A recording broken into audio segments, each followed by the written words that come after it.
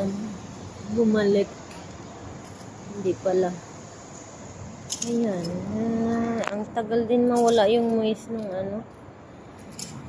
Pati salamin ko ang dilim pagka labas mo ng pintuan ng building dahil na nagmo-moist. Ngayon lang yan ko na lang, cut ko na lang mamaya. Ano kasi, hirap makita. Ito yung building, yan yung tindahan. Ako pa ha.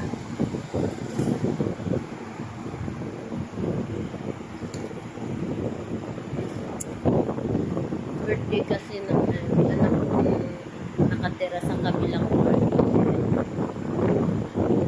Sa sala ng kainan. Magwi-weekend na naman. Friday na naman bukas.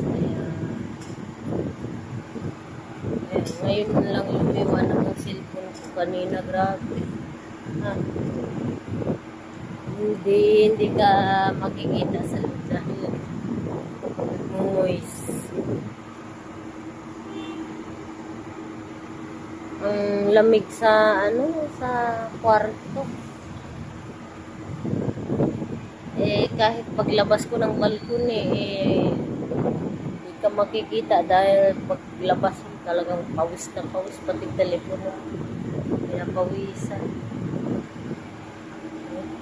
Dito sa pagkagabi, ang maganda tingnan yung mga ilaw ng mga building. Kasi sa umaga walang ilaw kaya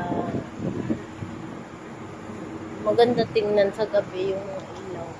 Iba-ibang kasi kulay, may green, pula, yellow, puti, mayroong blue, may red, minsan may orange pa, tapos yung ibang tindahan doon, mayroon silang parang, alam mo yung Christmas lights na display. Wala kaming internet ngayon, kaya hindi ako nakapag-upload ng sa FB. Kasi pinakancel nila yung dating nila, internet plan, tapos magkabit ng panibago. Kaya hanggang ngayon wala pa nag-registered kanina sabi after 30 minutes magdalawang oras na hindi pa pumunta yung technician para ikabit. Igabi na the whole day walang buti na lang may data ako, ako ng data na 1 month kaso lang mauubos na rin yung ditang inano ko ng 1 month kasi 500 lang mga 500 ba yan.